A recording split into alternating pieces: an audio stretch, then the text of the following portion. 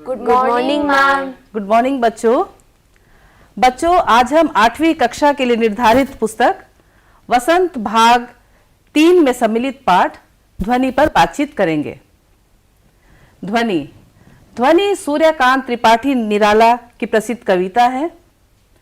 इस कविता के माध्यम से कवि ने ऊर्जा और आशा का संचार किया है।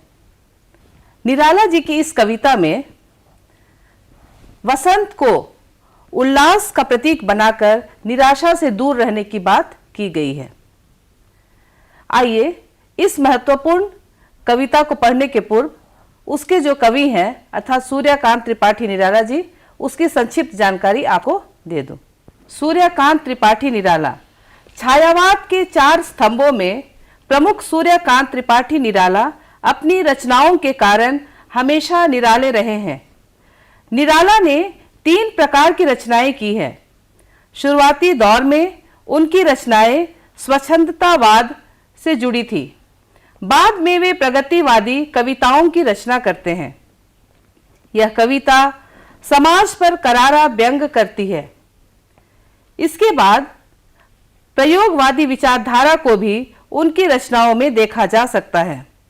उनका जन्म 1897 में बंगाल के महिषादल राज्य के मेदिनीपुर गांव में हुआ था। निराला जी ने घर पर ही बंगला, संस्कृत तथा अंग्रेजी की शिक्षा प्राप्त की। इनका जीवन बचपन से संघर्षमय रहा। उनकी रचनाएं हिंदी साहित्य की महत्वपूर्ण धरोहर है। निराला जी का निधन सन 1961 में हुआ। उनकी प्रमुख रचनाएं हैं अनामिका, गीतिका, परिमल, निरुपमा, अलकावती, अप्सरा, राम की शक्ति पूजा, सरोज स्मृति। बच्चों, पहले मैं कविता वाचन करूंगी, फिर आप लोग एक एक करके कविता पढ़ेंगे। ध्वनि। अभी न होगा मेरा अंत, अभी अभी ही तो आया है, मेरे वन में मृदुल वसंत, अभी न होगा मेरा अंत। हरे हरे ये पात, डालियां कलियां कोमल गात, मैं ही अपना स्वप्न मृदुल कर, फेरूंगा निद्रित कलियों पर, जगा एक प्रत्यूष मनोहर।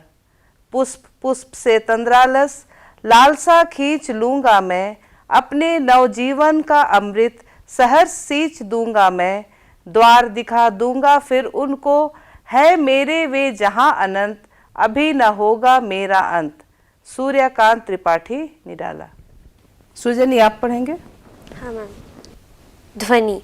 अभी न होगा मेरा अंत, अभी अभी ही तो आया है, मेरे वन में मृदुल वसंत, अभी न होगा मेरा अंत।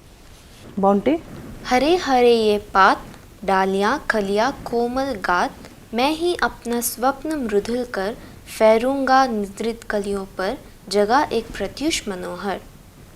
भुवनेश। पुष्प पुष्प से तंद्रालस, लालसा खींच लूंगा मैं, अपने नव जीवन का अमृत सहर्ष सींच दूंगा मैं। अनीश। द्वार दिखा दूंगा फिर उनको, हे मेरे वे जहां आनंद, अभी ना होगा मेरा अंत। सूर्यकांत त्रिपाठी निराला। बच्चों, इस कविता में कवि यह कहना चाहता है कि अभी ही उसके कवि रूपी जीवन का प्रारंभ हुआ है। उसके जीवन में वसंत की बहार आई है। उसके जीवन का उत्कर्ष हुआ है। जिस प्रकार वसंत के आते ही चारों ओर हरियाली फैल जाती है, वो अपने नाजुक शरीर लिए डालियां व कलियां सुंदर रूप में खिल जाती है, उसी प्रकार वे अर्थात कवि अपने कोमल हाथों से उन कलियों पर फेर कर उसमें नई सुबह को जागृत करना चाहते हैं। जो युवक नींद में सोए हुए हैं उनको वो प्रेरित करते हैं, वो उसको प्रेरित करना चाहते हैं। वे उसके अंदर के आलस्य को दूर भगाना चाहते हैं और उस आलस्य को दूर भगाकर उसके अंदर संचार उत्पन्न करना चाहते हैं, अर्थात संचार भर देना चाहते हैं, ताकि वे नए कार्यों की ओर अग्रसर हो सके, बढ़ सके। फिर वे अपने कर्म का परिचय देते हुए कहते हैं कि वे फूलों की उनिंदी आंखों से आलस्य हटाकर उन्हें चुस्त करना चाहते हैं, अर्थात जागरूक बनाना चाहते हैं। कवि अपने जीवन में नव प्राणों का संचार करना चाहते हैं, उसमें नई शक्ति भरना चाहते हैं ताकि वो नवीन कार्यों की ओर अग्रसर हो सके, बढ़ सके और आगे बढ़ते हुए सफलता प्राप्त कर सके। वे नवयुवकों के मन में नवीन जीवन का संचार करना चाहते हैं, अर्थात अमृत प्रसन्नता से वो भरना चाहते हैं। जैसे वसंत के आते ही लोगों के मन में एक नई उमंग, एक नई ताजगी आ जाती है, उसी प्रकार उन युवकों को जिसके मन में निराशा भरी हुई है, उनके मन से निराशा को वो दूर करना चाहते हैं, उस निराशा को वो हटाना चाहते हैं और उस निराशा को हटाते हुए उसके अंदर अमरता भरना चाहते हैं। कवि कहते हैं कि अभी उसके जीवन का अंत नहीं होने वाला है, क्योंकि कवि चाहता है कि उसके जीवन का उद्देश्य जब तक पूरा ना हो जाए उसका अंत ना हो। इसलिए उसके मन में ये इच्छा है, जैसे वसंत के आते ही लोगों के जीवन में नई उमंग आ जाती है, उसी प्रकार नव युवकों के मन से वे निराशा की भावना को हटाकर उसमें अमरता का द्वार दिखाना चाहते हैं। कवि कहते हैं कि अभी ही वसंत का आगमन हुआ है, अभी मेरा अंत नहीं होने वाला। कवि अपने जीवन के उद्देश्य को पूरा किए बिना अपने जीवन का अंत नहीं चाहते हैं। वसंत की तरह अपने कार्यों की खुशबू वे चारों ओर फैलाना चाहते हैं, अर्थात वे यश कमाना चाहते हैं। वह प्रकृति को हरा भरा और समृद्ध बनाना चाहते हैं। वे चाहते हैं कि जीवन में सुख, शांति और समृद्धि बनी रहे। वो अपने जीवन को प्राणवान और आशावान देखना चाहते हैं। वे प्रकृति को जीवंत रूप में देखना चाहते हैं और वो उसे जीवन के समान यशस्वी, तेजस्वी और कीर्तिमय बनाकर उस अनंत से मिलना चाहते हैं जो अदृश्य व निराकार है।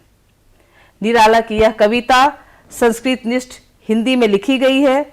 वसंत का बहुत ही प्यारा बिंब यहाँ बांधा गया है।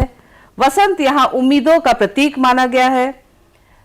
इस कविता में कवि हमें यह संदेश देते हैं कि हमें निराश नहीं होना है, बल्कि जीवन के हर पड़ाव में हमें कुछ अच्छा और सार्थक करने की कोशिश करनी है। हम उम्मीद करते हैं कि आप लोग इस कविता के मर्म को अच्छी तरह समझ गए होंगे। अब मैं इससे संबंधित कुछ प्रश्न आप लोगों से पूछना चाहती हूँ। पहला प्रश्न है, इस कविता के कवि कौन है? इस कविता के कवि सूर्यकांत त्रिपाठी निराला है। दूसरा प्रश्न है, इस कविता में किस ऋतु का वर्णन किया गया है? अनीश। इस कविता में वसंत ऋतु का वर्णन किया गया है। तीसरा प्रश्न है, यह कविता हमें क्या संदेश देती है? बॉन्टी।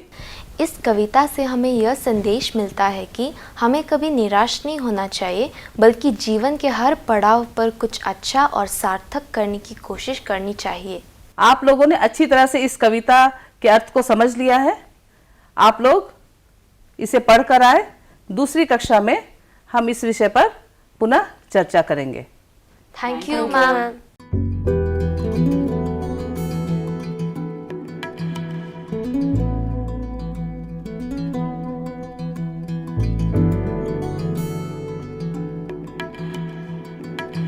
Thank you.